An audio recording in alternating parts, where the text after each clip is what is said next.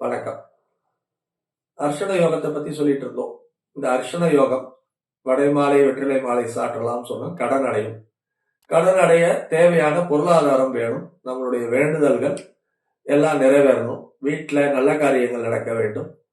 நீண்ட நாளாய் நமக்கு நடக்காத விஷயத்தை பகவான் கிருஷ்ணனிடம் வைத்து பெற வேண்டிய இந்த அற்புத நாளாம் திருவோண நட்சத்திரம் பிறக்கிறதுக்கு கொஞ்சம் சற்று முன் இருக்கக்கூடிய அபிஜித் நேரத்தில் 2 நெய் தீபங்களை இட்டு அபிஜித் துதியை சொல்லவோ அல்லது மனப்பூர்வமா கிருஷ்ணனை நினைத்து வேண்டவோ செய்பவர்களுக்கு அந்த காரியம் வெகு விரைவில், அதாவது அடுத்த அபிஜித் நேரத்திற்குள்ளேயே கண்டிப்பா நிறைவேறும். நீங்களும் அதை உறுதியா நம்பி செயல்படுத்த உங்களுக்கு பலன் உண்டு.